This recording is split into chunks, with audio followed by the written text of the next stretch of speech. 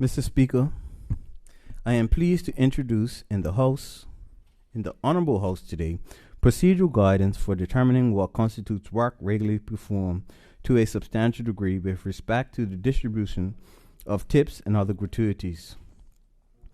This guidance has been prepared pursuant to Section 10K of the Employment Protection of Employee Tips and Other Gratuities Amendment Act 2023.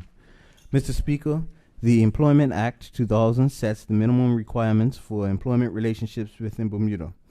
As the members of this Honorable House may recall, the Amendment Act was passed last year to provide for the protection and fair distribution of employee tips and other gratuities and prohibit employers and their directors and shareholders from sharing any tips, tip pool, or any other gratuities unless they regularly perform to a substantial degree the same work performed by some or all of the employees who share in the tip pool or redistribution of other gratuities.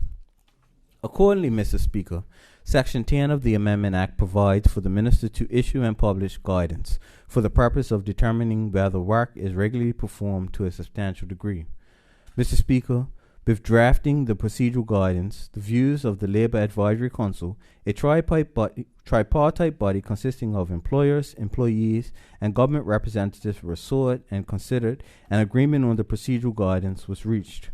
Mr. Speaker, the procedural guidance includes provisions which detail what it means to perform work to a substantial degree, what it means to perform the same work, some of all of the employees or sharing the tips, tip pool, and redistribution of other gratuities, and what a labor relations officer will consider when reviewing a complaint in this regard.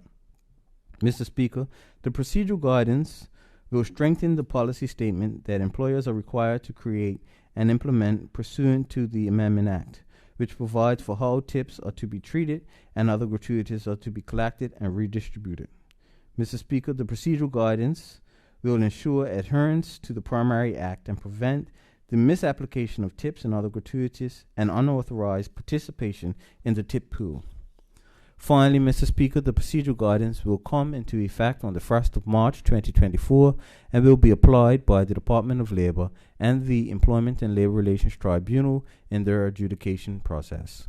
Mr. Speaker, as we continue to strengthen the protections afforded to employees and workers within Bermuda, I am assured that with the support of industry, their social partners, and other relevant employer representatives, this will prove to have a positive impact on the workforce within Bermuda and limit abuses as it pertains to employers being able to retain, and reduce abuse as it pertains to employees being able to retain, earn tips, and other gratuities. Thank you, Mr. Speaker.